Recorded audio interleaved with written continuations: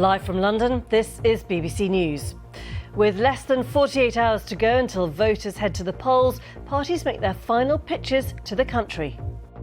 I'll be out till the last moment of this campaign because I think it's a really important choice for the country. Hurricane Beryl strengthens to a Category 5 storm as it sweeps across the Caribbean. In France, parties opposing the far right choose their candidates ahead of Sunday's second-round election. And Joe Biden condemns the Supreme Court's decision to grant presidents partial immunity from prosecution.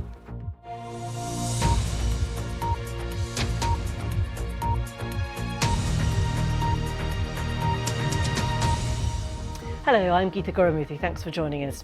There's less than 48 hours to go until voters head to the polls, and candidates across the UK are trying to gather as much support as possible ahead of Thursday's general election. So Keir Starmer is calling for a summer of change and focusing today on Labour's plan to use high street opticians to help cut NHS waiting lists. Rishi Sunak is warning voters not to hand Labour a supermajority. He's told the BBC that he will continue to fight for every vote until the last minute of the campaign. The Lib Dem leader, Ed Davies, says voters should kick out the Conservatives over what he calls the sewage scandal. The SNP's John Swinney is asking for Scotland to reject more Westminster austerity cuts from the next Labour government, as they put it.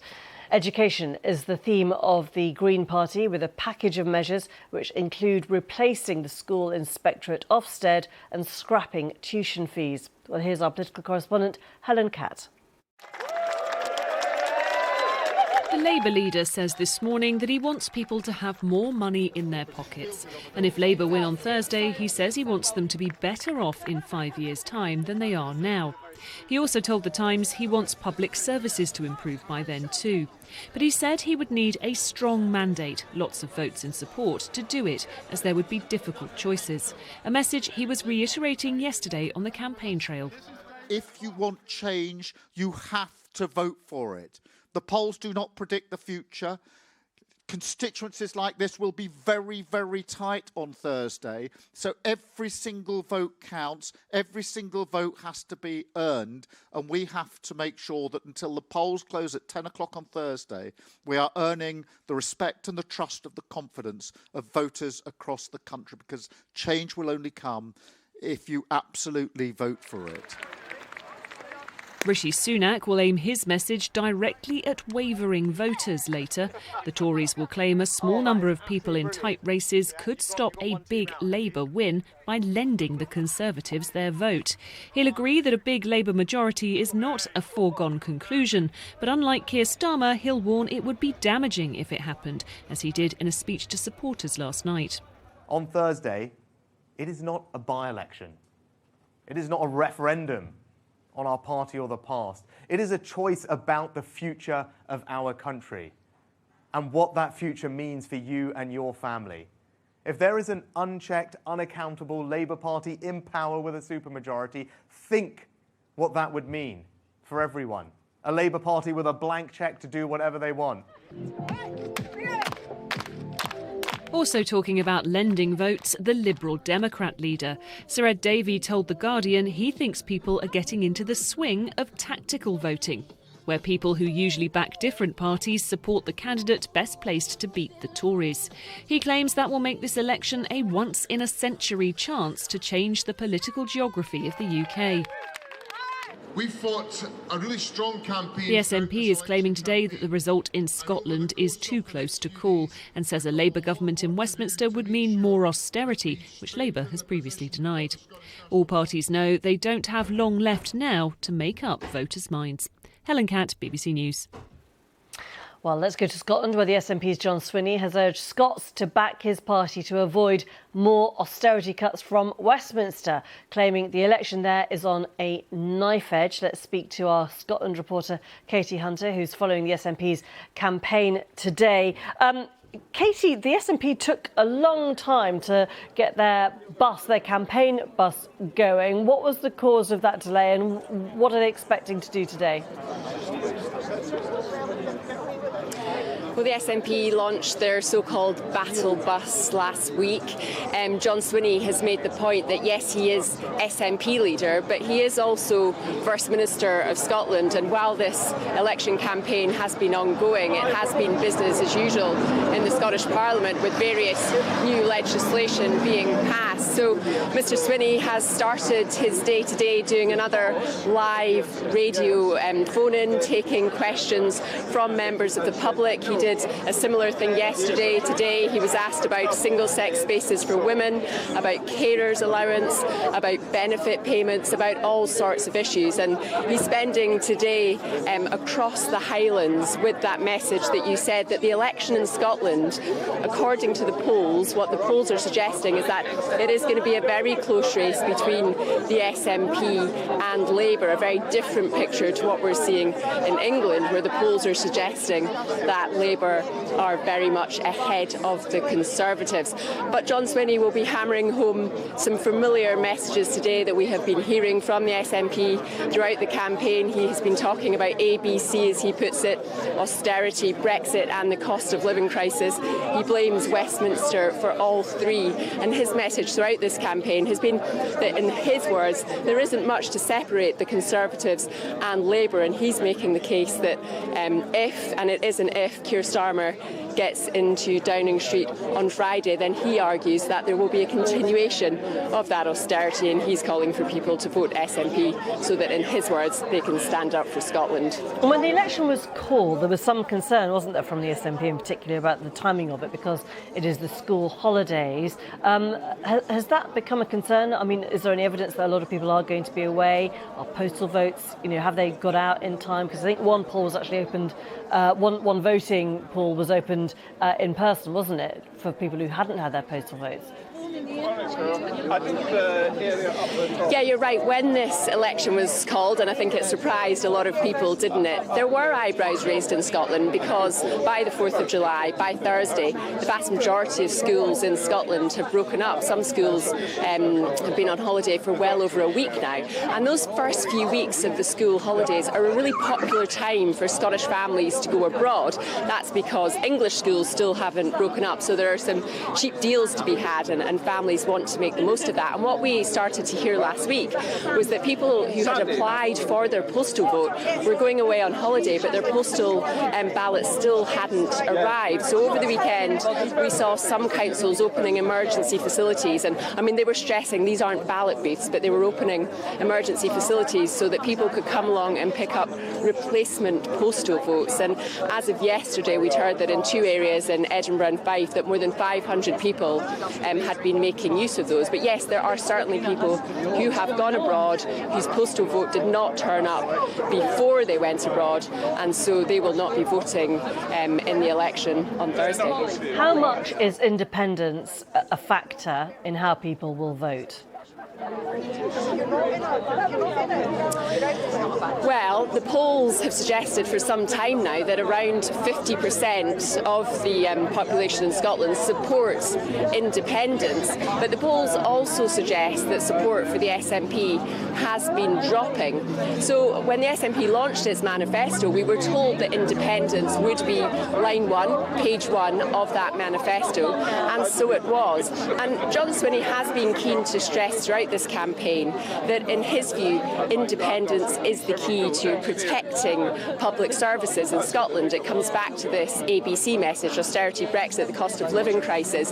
He says that the only way to protect Scotland's public services is to vote for independence. Now, there are independent supporters who would like to have seen independence more front and centre of this campaign, but this is a Westminster election. Many of the issues being debated in this campaign are devolved. Don't forget, the SNP has been in power at Holyrood in Edinburgh for 17 years now. So we'll see what happens on Thursday when people go to the polls to have their say. Katie Hunter, many thanks indeed. Well, I'm joined now by our political correspondent, Jess Parker, who's on the Labour campaign trail in Nottinghamshire. The last 48 hours, Jess Parker, and their message obviously is warning against complacency, despite other parties and the Conservatives in particular saying that they are warning voters against a so-called supermajority. Yeah, there's a sort of interesting to and fro going on at the moment between Labour and the Conservatives on that very point. So, as you say, Rishi Sunak, the Prime Minister, his Conservative colleagues, they've been going around saying, don't give Labour a super majority, obviously in reference to the polls, which have consistently provided Labour with a significant lead over the Conservatives. So that's been the Conservative messaging. Labour's Keir Starmer, the leader, rather hitting back on that today. He's been speaking to the Times newspaper, saying he wants a strong mandate in order to deliver difficult changes that he says the country needs in order to grow the economy, etc. Now, of course, it's not entirely surprising that a leader who is in the midst of an election campaign or right towards the end of the election campaign would say they wanted a strong mandate. But of course, what is notable is it's actually quite unusual at this stage for the Conservatives to be sending out that message, indicating, although Rishi Sunak insists very much that he hasn't given up, that they at least expect Labour could be winning this election by some numbers. For the Labour Party, as you say, for them, they are, I think, concerned that this could lead to complacency. So it's all about now, over the next 48 hours, I think, as far as Sir Keir Starmer is concerned, trying to get out the vote. And his message of change has evolved a little bit, I think, to reflect that, because he's been going around now saying that if you want change, you have to vote for it. So expect to hear that message, I think, over and over again as we rush around the country. We'll be following Keir Starmer over the next couple of days as he continues to try and take that message to different parts of the United Kingdom. Jess Parker, thank you very much indeed. So what does the impact of people's background in terms of who gets voted into Parliament have on the way that politics in this country works? As millions of voters do head to the polling stations this week on Thursday, could there be a cultural shift in Westminster coming in this direction? Well, Sam Friedman is Professor of Sociology at the LSE. His new book, Born to Rule, explores the family backgrounds of the current cabinet and shadow cabinet members. And he joins me now. Sam, thanks very much for your time. The backgrounds of the Conservative and Labour Party frontbenchers is quite different, isn't it? And you think that might affect policy, do you? Yeah, I mean, it's certainly true that, there's quite a radical change potentially about to happen in terms of the class backgrounds of these two cabinets. So according to our analysis, 46% of the Labour shadow cabinet are from working class backgrounds. That's in terms of what their parents did for a living. A figure that incidentally is actually well above the national average, but that compares to just 7% among the current Conservative cabinet. I think, no one knows for sure. But based on our analysis in our new book, we think this change in class profile could have a significant political implications. We conducted a survey with over 3,000 of Britain's key decision makers, and that revealed that when elites are drawn from working class backgrounds, they tend to tilt notably to the left politically and socially. They're more likely to think we should increase taxes on the rich, more likely to think we should prioritise reducing poverty, more likely to be progressive on issues of race and empire, for example. And in terms of the policies that we've seen, for example, so far from the two main parties who can form, or can provide a prime minister, are you seeing that in the manifestos? I mean, for example, if you look at Labour, their focus on non-doms and private schools. Is there a danger that looks a bit anti-aspirational? And is that driven, do you think, by the composition of the shadow cabinet? Well, I mean, I think there's those two policies you could perhaps point in that direction. I think the caveat here, which is an important one, is that attitudes, right, don't necessarily map onto actions. And these Labour politicians, if they are elected, won't be operating in a vacuum. They'll be operating alongside elites in business, in the civil service, that our analysis shows are still very likely to come from privileged backgrounds. And I think that may be mediating any kind of tilt to the left. And I think perhaps you see that a little bit in terms of Labour courting the business community quite hard. And so I think, it's not necessarily a straightforward relationship. There's a lot of cross-pressuring for politicians in lots of different directions, which perhaps mediate the fact that that there is this kind of sensibility rooted in people's backgrounds that perhaps inform their political identity. And is there any evidence that, for example, the wealthier cabinet members and leaders that we've seen in the Conservative Party in recent years, that directly, again, affects their policy choices? I mean, directly it's hard to say for sure, but certainly, as I say, we can see very clearly that those who are in the sort of British elite more generally, right, key decision makers in the country as a whole that we surveyed, those who are privately educated, those who have come from very wealthy backgrounds, do tend to tilt to the right on lots of kind of important policy and kind of culture war issues. So, I think there is definitely an element there. And I think just to come back to the original point, the other interesting element here is that this shift in the Labour cabinet is actually quite significant, even in terms of previous Labour cabinets. This will be a more state-educated, for example, Labour cabinet if it comes in than Tony Blair's and Clement Attlee's, Howard Wilson. So quite a significant shift, I think.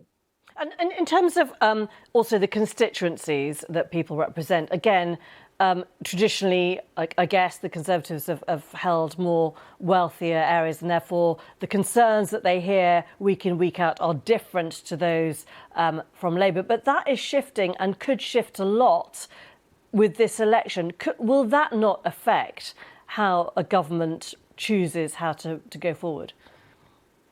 Absolutely. I mean, I think this is what I was saying about, it's very hard to, what we can see here is something about people's political identities, their attitudes, I suppose, operating outside of all the other forces that affect what they do when they're in a particular job. And obviously they are cross-pressured by important forces and other elites, as well as the constituents that they represent. And I think, that's why we perhaps have an indication of what the intentions in an ideal world might be of these kind of incoming Labour cohort. But I think it very much remains to be seen whether it will map onto significant policy change in a left direction. Sam Friedman, many thanks. Very good to speak to you. Thank you so much. Thank you. Just to bring you some breaking news that we're getting in on the tennis, and Andy Murray is not going to play the singles at Wimbledon. It has been announced that despite working incredibly hard on his recovery, Andy's taken the difficult decision not to play the singles this year. Let's take you straight back to the campaign trail. Rishi Sunak is speaking live now. Let's listen in. As you are demonstrating, we've also overtaken the Netherlands, Japan and France to become the fourth biggest exporter in the world. And that is down to the success of businesses like yours. So thank you very much for that, and congratulations. And also, Victoria, thank you for the warm introduction. Where are you? There you are. Victoria, I tell you, she works her socks off for you down in Westminster. She's a very dear friend of mine. And I know she was born at the Horton, and it's a point of massive pride for her to be able to represent her hometown. So will you just join me in saying thank you to Victoria for everything that she does? Right, let me get straight to it. I know there'll be many of you who would have supported us in the past who are a bit more hesitant about doing that this time around. And I get it, right? I'm not blind to the frustrations that many of you will have. It's been a difficult few years for all of us with COVID, Ukraine, and we certainly haven't got everything absolutely right or made as much progress as we would have liked to. But on Thursday, it's not a by-election. It's not a referendum about the past. It's a really important choice about our future as a country. And the choice you make will have enormous consequences for you and your family. And I'd urge you to think very hard about it. And you would have seen all the polls and what they're saying. And if you give a blank check, or we end up collectively giving a blank check to the Labour Party, that is going to have a massive impact on you and your finances, your family, and indeed our country. And I know many of you will care about issues like making sure that we can control immigration. We won't get any progress on that. You would have seen that if you watched the TV debates the other day. Well, making sure that we invest in our security and defence, keeping everyone safe in a more uncertain world. Again, that's not what will happen under a future Labour government. Getting to net zero, which of course we all care about, and I want to get there for my 2 daughters. But we've got to do that in a sensible way that prioritises energy security and all of your family finances and doesn't hammer you with extra bills. Those changes I made would be reversed. And crucially, perhaps most importantly, given the few years we've had economically, it means that your taxes would go up by thousands of pounds. Right? If we give Labour that blank cheque, you won't be able to get it back, and all of you are going to end up paying much more in taxes. And I don't want to see that happen, right? So when you think about voting on Thursday, if you vote Conservative, it is a vote for lower taxes, because I believe you will work incredibly hard. And I want you to enjoy the benefits of that hard work and keep more of your money for yourselves to spend on what you want and to spend on your families, right? That's the kind of country I believe in. So we'll keep cutting your taxes if we're elected, as we've done this year, and we'll make sure that we cut taxes for people at every stage of their lives, not just all of you that are in work, but those people who are setting out on their own, small businesses, self-employed. We'll also cut taxes for them.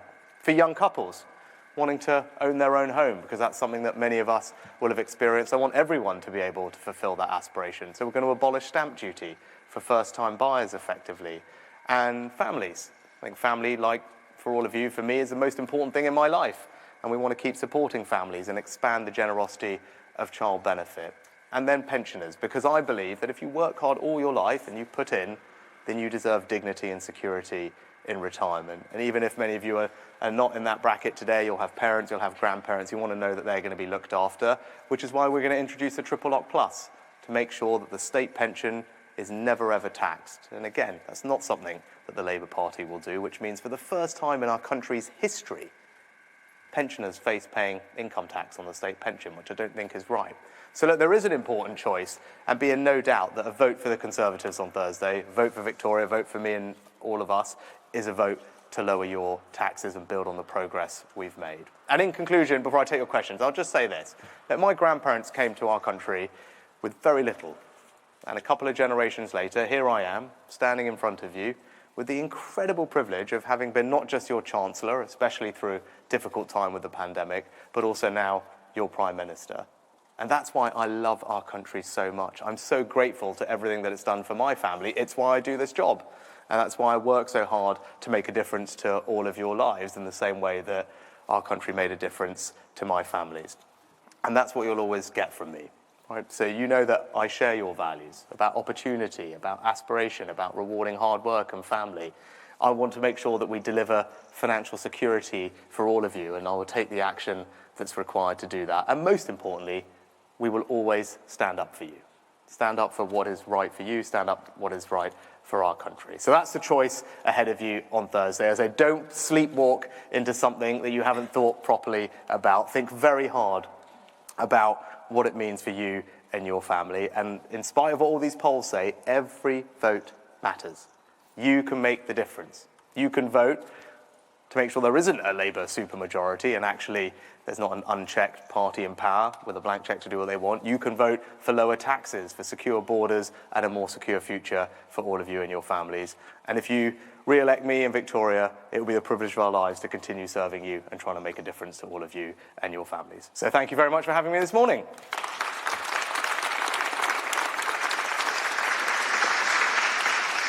Right. Okay, I know Victoria said I'll take any and all questions. Right, so there we go. Let's see. We got some first couple of questions. Yes, Miss. So character and integrity are my key focus in how I lead my team here at DCS, with transparency and remaining true to my principles being fundamental to this. So my question to you is, how are you going to convince me that the character and integrity of your government will change? Yeah, so it's a great question. And in some senses, policies are all good and well, but character and integrity come before all of that. So let me tell you a few things about me, right, that are important. I am someone who has the courage of my convictions, right? I stand for a certain set of principles, a set of beliefs, and I actually appreciate that not everyone will agree with all of them. But I'd rather you know where I stand on things, and I'll be honest and transparent with you about that. And you've seen that throughout my career, right? On all the big things, whether it's net zero, whether it's migration, whether it's defense, whether it's on economic policy, whether it was on what used to be very controversial in saying, you know what, sex means biological sex, because that's how we protect women and girls' spaces, right? When I first said that, it was a big thing, right? But that's who I am. So you will always have that for me. I'm not going to just change with the weather on these really important things. So and I am totally fine to accept that people don't always agree with me. I think the second thing is being accountable, right? And saying where you lead your teams. And when I got this job, I set out 5 priorities, right? And actually someone was interviewing me on the radio or TV this morning. They're saying, oh, you set out these very clear priorities and let me have a go on how you've done at them. And I'm like, yeah, I actually did set out 5 very clear things that you could hold me accountable for. That was quite rare for a politician to do, right? And I'm okay for people to say, well, like, how have you done? That's the whole point. Again, I just want to be open with you. Like, that's what I was going to focus on. And we can go through and see where we've made more progress or less progress. But again, that's who I am as a person. And the last thing I'd say is, look, I'm not afraid to do what I think is right for this country, even when it's not politically convenient. And you saw that during the leadership contest a couple of summers ago, when people didn't really want to hear what I had to say about the economy and the right way to do it when I was in that contest. But I kept going. Everyone said, you're going to lose and all the rest of it. But I was like, well, I think this is right.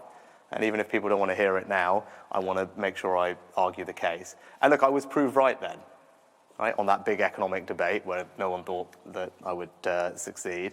And that's why you can trust me now when I'm warning you about the dangers of what Labour would do if they were in power with our economy, right? I had the courage of my convictions then to say what I thought was right, even though it was tough. And I'm doing the same thing now because I don't want all of the progress we've made over the last 18 months to be washed away and for all of you to pay the price in higher taxes. So there you go. I hope that's enough of an answer to your question. Right, next, who have we got? Yes. DCS finished our fiscal year on Friday. Oh, right. Congratulations. DCS finished our fiscal year on Friday with sales of £350 million. We've grown every year for the last 30 years by putting the customer at the heart of how we do business. Finding growth is becoming increasingly hard with the economy working against us. My question to you is, what are you going to do to restore economic growth? Right. Well, first of all, 20 years of uninterrupted growth and £350 million, that's worth a round of applause, isn't it? Right? Well done, all of you. Right, I'm going to say one very quick thing, and that is tax cuts. Because I believe if we have a lower tax economy, that is a higher growth economy, right? There's 2 tax cuts, which I want to focus your attention on, that are good for your business. One is cutting taxes specifically for your business, right? And that's what we did a little while ago.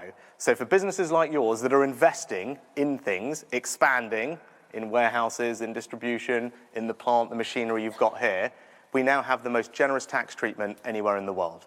In fact, hundreds of leading businesses call that tax cut that we gave, it's called full expensing, to give it its technical term. They said it was the single most transformational thing that we could do for growth, productivity and investment in our country, and we delivered it, the Chancellor and I, and you're starting to see the benefits of it, because businesses like yours now, when you look at expanding or growing, you're like, I get a big tax cut if I decide to put an extension on and grow my business. So that's what the first thing we do. And the second thing is, look, you're in a consumer-oriented business. And that's why tax cuts for people are so important, right? When people are working hard, if we can cut their taxes and they've got more money of their own, they're going to spend it. And they're going to spend it on things that you will supply. And that's how we can also grow our economy. So tax cuts for businesses that are investing and doing the right thing, and tax cuts for every family at every stage of their life so they can spend more of their money on the things they want, and that ultimately also helps. So those 2 things are really important. Again, there's a choice for you in this election, right? If I'm not standing here next week, we won't get those tax cuts. And not only that, Angela Rayner is going to introduce French-style union laws into this country, right? 70 of them, in fact. Right, 70 different new regulations, and that is going to mean that there's more strikes, that's going to damage our economic recovery, and it's going to cost jobs, because that's what those types of regulations do. Like, we don't have French levels of unemployment in this country, right? We've got a growing economy. Like, all of that would be put at risk if Labour were in charge and bring in all those regulations. So that's a very clear choice for you about growth. All right, next, who have we got? Sir? So you've come prepared, right? Well, I can see that. A little bit. So as you've heard, it's our 30th anniversary this year. I'm very proud to have grown every year over those years. The cost of doing business, though, over the recent governments has just been increasing consistently. And when you mention tax cuts, corporation tax has increased from 19% to 25%, which has put quite a burden on us and kind of hampers us investing for growth. So along with inflation, interest rates, national living wage increases, that all does put pressure on us. So I'm interested to know why the Conservatives will be the have the policies for growth going forward. Yeah, well, look, it's a little bit of the answer to the previous question, right? We have given a tax cut on the things that drive growth, right? And so if you are genuinely investing your business or any other business, when you're investing now as a company in expanding, growing, expanding your factory, putting in a new manufacturing line, buying a piece of kit or equipment, expanding the warehouse, that's what attracts a very significant tax cut, more generous than any other country, right? And that's how we'll drive growth long term, and that's where we've targeted our tax cuts. But look, the cost of business has been high, right? There's been global supply chain challenges. You've all been experiencing that. Inflation's been very high, and that's why I prioritize bringing inflation down, right? You know, it's not a technocratic thing. It's inflation that was causing all the challenges, not just with your business, but with all of your household bills, right? All for the last couple of years, everything just going up and up and up. Now, because of everyone's hard work and resilience and our policies, we've got inflation back to normal, back where it should be at 2%, which also means now interest rates can start to be cut. So you are going to start to feel the benefits of that. Those pressures of the past few years are now dissipating, and that's the foundation that we have to build on. And that's why I think Thursday is so important. I don't want to undo the progress just when we've got through the toughest bit. Right now we're cutting your taxes, inflation's back to normal, energy bills coming down, interest rates to follow. Like, we're on the downhill slope now, right? And we can look forward with confidence and with optimism, but not if there's a change in government and all those things are reversed and your taxes end up going up and unions are in charge and public sector pay is causing inflation to spiral and mortgage rates won't come down. Like, that's the alternative, right? And I don't want to go back to that. I don't think any of you do either. Right, next, who have we got? Yes, Miss. Hi, I've been back 12 months now post my maternity leave. DCS has been fantastic at allowing me that flexibility that I need as a working mum, but also enabling me to forward my career with them. Now in September, my daughter will qualify for the 15 hours childcare. However, due to inflationary cost pressures and the cost of living crisis, my nurseries actually increased their fees. So any relief we would have experienced come September will actually be pretty much eroded. So I'd like to know more about what your party are doing to support parents that want to return to work but are faced with limited nursery spaces, inaffordable childcare options and increasing household bills. Yeah. Is that your first? My first. Yeah. Congratulations. What's the name? Gracie. Gracie, very nice. So both Victoria and I have two girls, so we're big girl power champions in our families. So much so even our dog is a girl. So, but right. So look, I talked a little bit earlier about family being important to me. Look, it's really important to me. Like, I was raised in a very loving family. I wouldn't be here if it wasn't for, you know, my parents' love, support, and sacrifice. And I want to make sure that we support families like yours, right? That are juggling kids, childcare, careers, right? That's what modern families are wanting to do, and I want to make sure that you know that we've got your back when you do that. And that's why we're expanding free childcare. So what we're trying to get to, which we will get to if we're re-elected, is for every family, working set of parents, to have 30 hours of free childcare from the time that their little one turns 9 months old and you finish maternity all the way until they go to school. And we're in the midst of that rollout at the moment. So some of it is just kicked in April, another bit is kicking in September, and then next year the final bit will come in. So that you have your little one, you finish maternity, that's 30 hours of childcare all the way until they start school, which was the big gap that we had. So to support mums and dads like you around the country. Now, in terms of the rates, you're right, and that's why we've increased them, and we've agreed a formula with the sector to make sure that they keep going up, and we're now paying apparently a little bit more than the private sector rates are, which is probably okay, just about, and then you're seeing the number of places expand, and the sector's been quite happy because we've agreed with them how we'll continue to increase the rates. But fundamentally, it comes back to values, right? Family matters to me, right? It matters to all of you, and I want to support mums like you who are juggling that career and your kids. And with 30 hours of free childcare from 9 months all the way until Gracie starts school, hopefully that will help. The other thing I'd say is one of the tax cuts that I mentioned is one for child benefit. Right, so I don't know if you know, those of you that have kids that know that we have this very complicated system where if one of you earns over £60,000, the whole thing gets taken away, and it's not very fair because you can have two people who are earning a little bit less than they keep it. I can see lots of nodding because everyone knows what pain it is. So what we're going to do if we're re-elected is make it work, look at your entire household, you and your partner, and all the way up to £120,000, you'll be able to keep the full child benefit. Right, so instead of that charge which taxes you now, that will be a big change. It's worth about £1,500, in full, that tax cut. So again, that's something that I'll promise to deliver as well. Good. Right, we got one more, I think. Yes, last one. As a family, we've been waiting for 3 years on the NHS waiting list for an autism and ADHD assessment. During that time, we've had to pay for a private assessment through a clinic, which was arranged within a matter of weeks, but at a cost of £2,000, which many people will struggle to afford. There are already long waiting lists in Oxfordshire, and the number of people awaiting a diagnosis are growing continually. So with shocking statistics such as 22% of adults with an autism diagnosis being out of employment, what are you planning to do to reduce NHS waiting lists, but also to support those people who do have a diagnosis through education and into work? Yeah. Who was the, if you don't mind saying, who were you waiting for? Was it my son? Your son. How old is he? He is 12 now, so he's just started secondary school, and that was why we wanted to get the private assessment. No, I can understand that, and it's a very similar age to my two girls. So look, there is a challenge in the NHS, and one of the areas we haven't made as much progress as I would have liked is on tackling NHS waiting lists. Children, as you've heard me talking about, are really important to me, and making sure they get the support they need is vital. So one of the things that we're doing, before I get into the macro stuff, you said you chose to go private. Right? So one thing we're actually doing now is making that available on the NHS in more and more areas, because I don't have any ideological disagreement with the private sector, the independent sector providing NHS care. Right? There's again a difference between me and the Labour Party. So what I've told the NHS is, look, if there's a private provider that can do the thing, whatever it might be, whether it's an assessment or a hip replacement, and they can do it at the same tariff rate that we have, the price, then people should be able to choose where to get their treatment and get it done there. And that is now being rolled out across the NHS. It's being put on the app. So if you or your family get referred, or your parents, grandparents get referred for some secondary care, you should make sure you ask your GP, hang on, Prime Minister said, I should be able to choose where I get this treatment and get a list of different providers, because if I don't like the wait at the one you normally would use, I want to look and see if there's somewhere else I can go that can do it faster.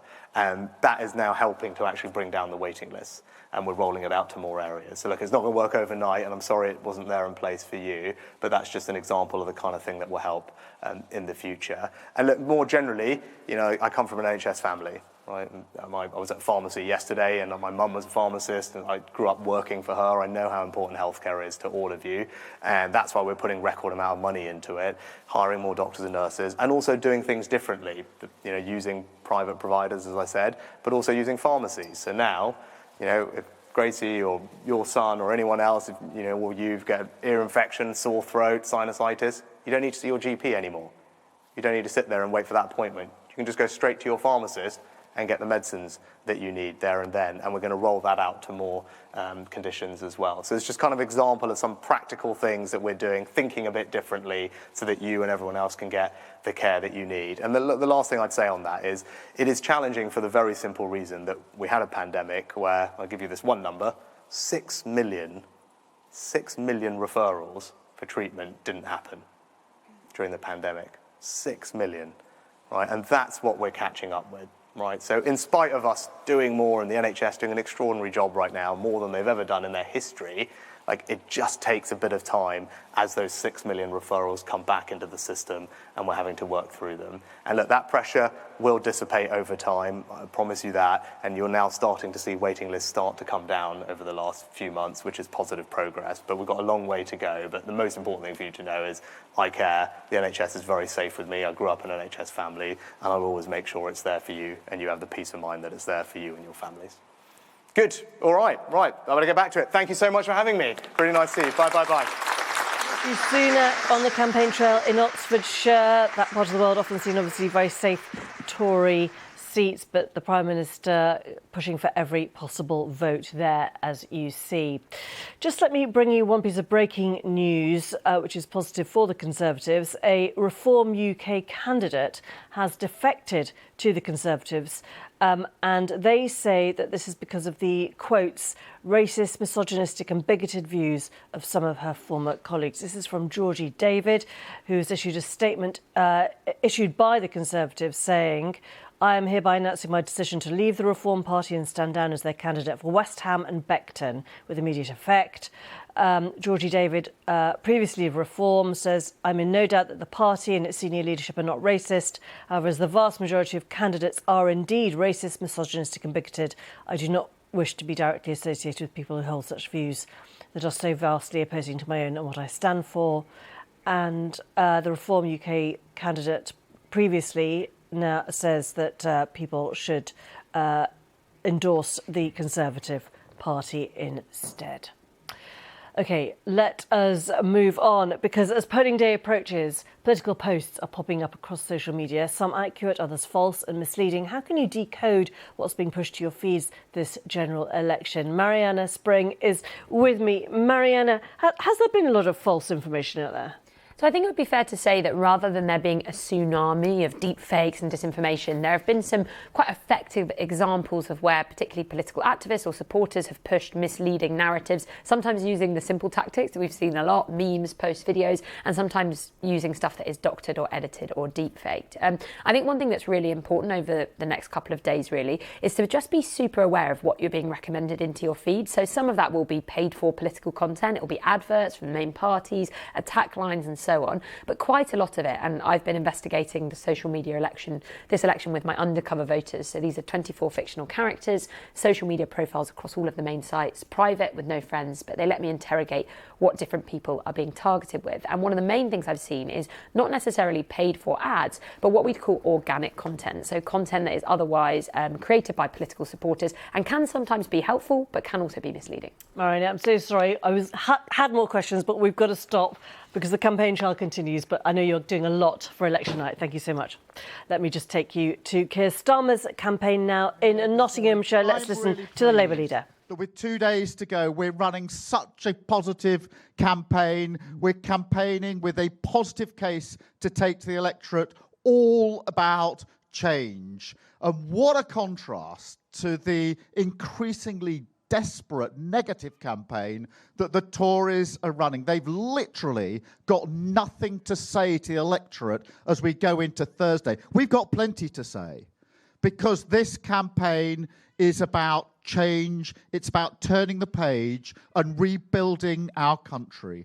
And whether you're a family that's been struggling with the cost of living crisis for months, if not years, with bills bearing down on you, whether you're a business that's been struggling locally and across the country with the damage that's been done to the economy, or whether you've served your country in uniform,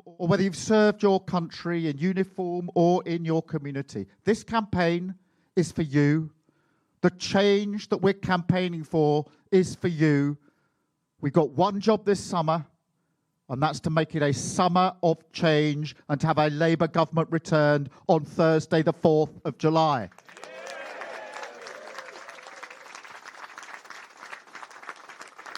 And we're able to be so positive because we have changed our Labour Party.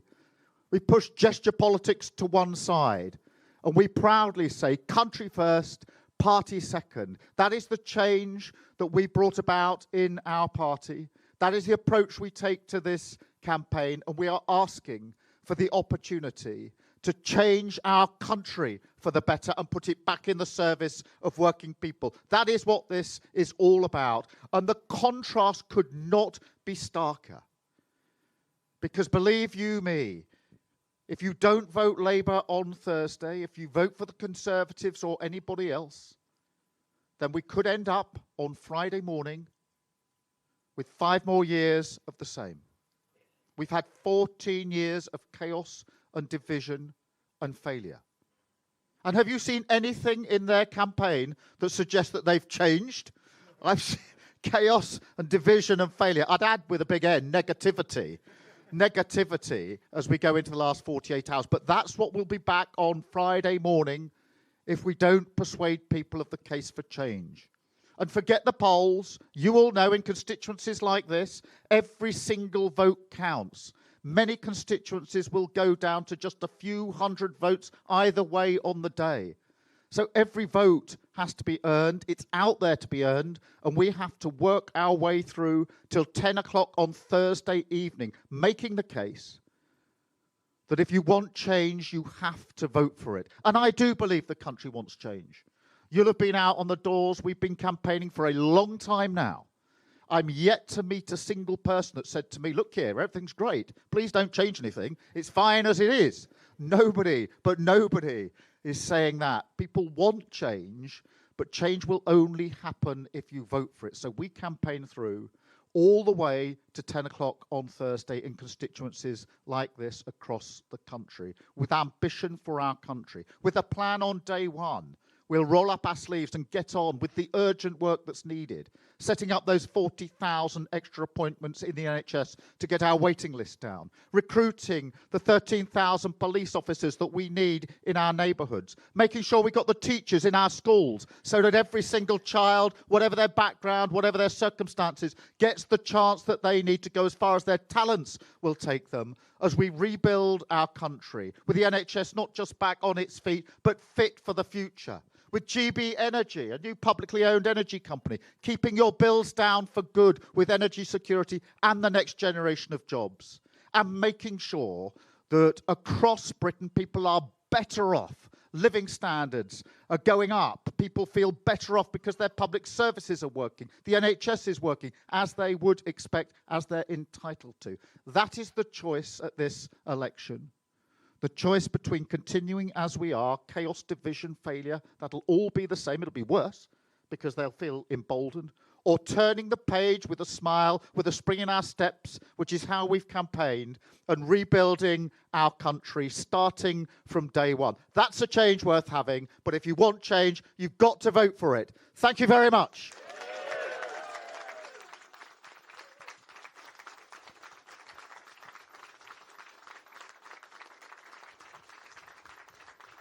Now, I'm going to take a number of media questions, so we'll just do that and then we can mingle. So I'm going to take the BBC first, I think.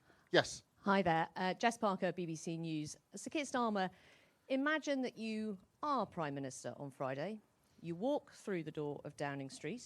What is the very first thing that you do? The very first thing I do is change the mindset of politics. And the mindset needs to be politics of service.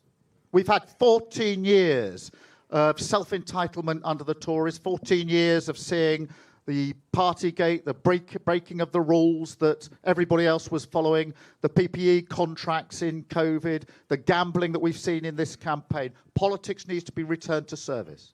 And that is the first thing that we have to do on day one. We've got our first steps. We will start our work on the waiting lists, on the police we need, on the teachers we need, on the border security we desperately need, but returning politics to service where we can, as we've campaigned, say it is always, always country first, party second. Thank you very much. I will now go to Sky. I'm sorry, Carl, I couldn't do it either way around. The cost of living crisis is eased because Europe is still reliant on Russian gas imports. UK companies are still facilitating the trade through insurance and ownership. Would you toughen sanctions to clamp down on British companies that facilitate this trade? Well, we do need to have a clear framework in place when it comes to trade. But what I would say, you started with energy. One of the reasons that we've paid such high prices in energy is because we're over-reliant on the international market. And that is precisely why we want to start the work on day one, setting up Great British Energy, a homegrown renewable energy company, because that will give us lower bills for good because we control it. It will give us independence and security because whatever happens in Ukraine and Russia will not impact in the way that it has done, and it carries with it the next generation of jobs. And that's one of the examples that we put forward when we say we're going to rebuild this country and make sure that people feel better off, living standards going up, costs going down. Thank you so much. I'll come to ITV, Carl. I'm sorry if I mucked the order up there, but apologies. Perfectly all right. Are you concerned about reports that people have not been getting their postal votes in time to take part in this week's election? And also, I wonder if I could have your response to Conservative claims that spending time with your family on a Friday evening would make you a part-time Prime Minister.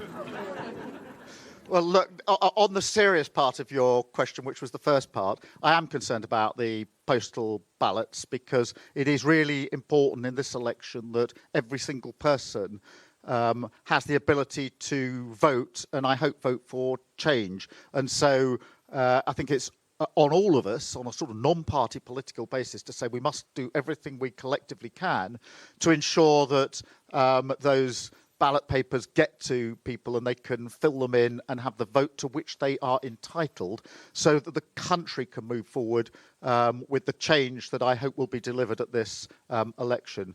On the second part, look, this is just increasingly desperate stuff. I actually can hardly believe that 48 hours before an election, the Conservative Party has got nothing possible positive to say as they go into this. I've been arguing throughout this campaign, you'll have heard me many times saying they haven't changed, they're just the same, nothing's going to change. And they're proving it because they are not saying, look, if you vote Tory, vote Conservative on Thursday, these things will happen. They're just in this negative, desperate loop. And it is really desperate. My family is really important to me, as they will be to every single person watching this. And I just think it's increasing desperation, bordering on hysterical now. And I think I've got Channel 4. Gary, Hi. sorry.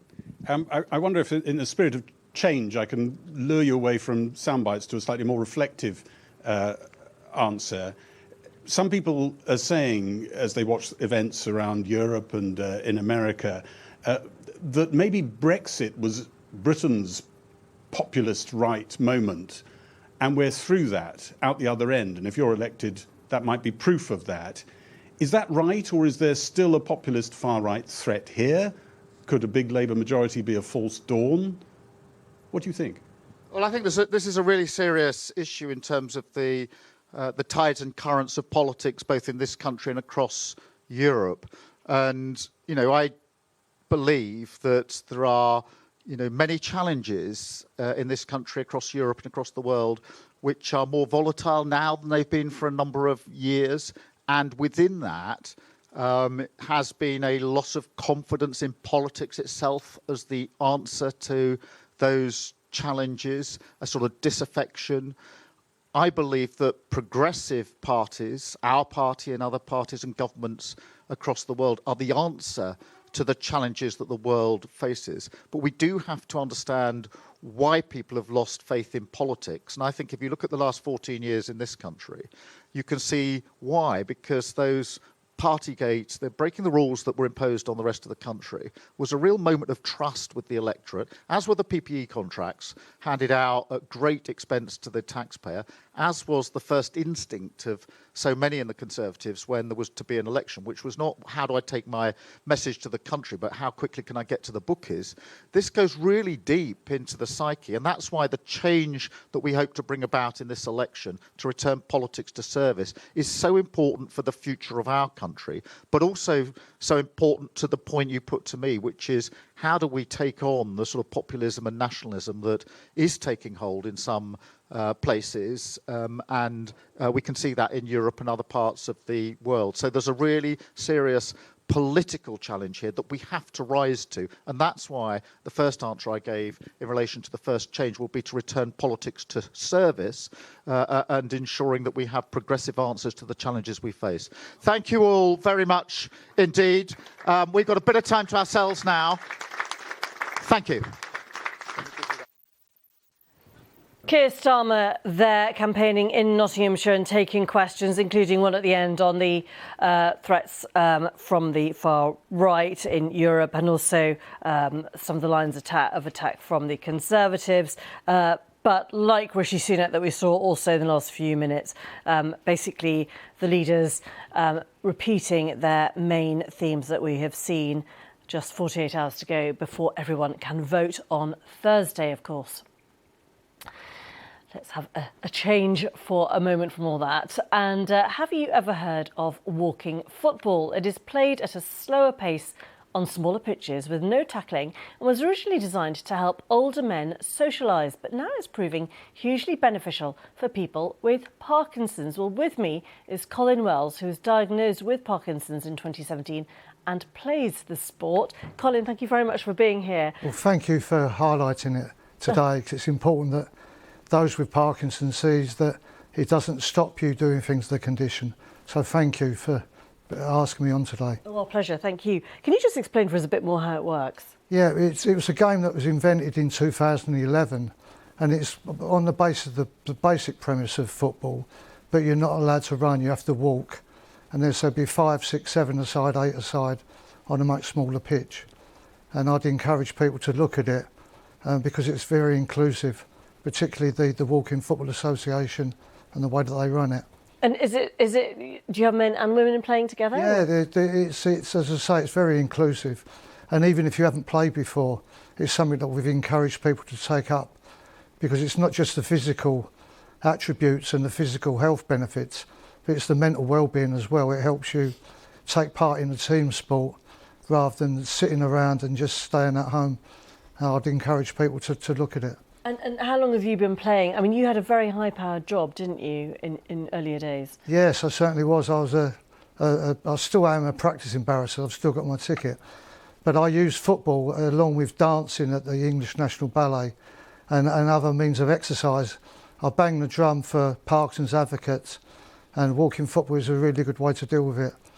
And what does it give you? What do you feel when you're playing it and when you come off the pitch? It allows me to undertake an activity that I'm passionate about. I remember my diagnosis in 17. Matthew Parton said to me, the consultant, there is someone who won't stop you doing things, you just do them in a different way. And by walking football, I think it's a more technical game. It's a lot better than some of the running football that you see. And it gives you camaraderie as well, because you're no longer isolated. You can get out there and actually take part in a team sport that you've loved and feel passionate about. And how popular is it now? I mean, where are we seeing this? Everywhere, all over. I hope, one of my friends said, we hope to have every team that's got a regular team, and I don't use the word disability, but a regular team, should have a mirrored Parkinson's team as well. And that's for men, women, old and young, and particularly those with Parkinson's who haven't played football before. We encourage those to join as well. And is this just for people with Parkinson's, or are there other conditions that where other people could join too? Yeah, exactly. Walking football now, the WFA, if you look on their website, has got walking football for all age groups and all abilities. So we're not just exclusive. It's not just exclusive to us, but with everyone. Yourself could play walking football if you wanted. Yeah, that is more my pace, I have to confess. Yeah. And are the Euros providing some inspiration? Are you having group matches and also watching sessions too? Yeah, well, we would. I'm not sure we'd be able to do the Bellingham manoeuvre when he scored the goal. It'd be quite a challenge for us. I don't think many of us could do that. No, but that would be quite good. But I do encourage people with Parkinson's to have a look at it, and also the wider community, because walking football's got great benefits. Oh, forgive me, I'm just... Sorry, no. I hope you're okay. It's very, very good of you to come on set, and you've been waiting as well very, very patiently whilst we watched all the politicians. Yeah. So thank you so much. Colin, just in terms of, as the conditions progress, yeah. Is it something where you see people being able to sort of stop and start, and obviously at some point it gets quite difficult? Yeah, I mean, the condition itself is a lack of dopamine that other regular people have. But with exercise, it really does help counter it. And it's funny, when you get the touch of a ball, it's quite cathartic. And I'll see people who come to a match in a wheelchair or with a walking stick, and by the time they get onto the pitch, they are able to move. That is incredible. That is absolutely amazing. Yeah. Colin Wells, listen, thank you so much. And thank you also for waiting very patiently to come and talk to us. But I'm really grateful, fantastic to see thank you very much. Thank you, take care. Colin Wells there on Walking Football. We are back in a few minutes with more on the latest in politics. It's a very busy morning, and there's more, of course, on the website. I'm Geetha Gurumurthy. This is BBC News.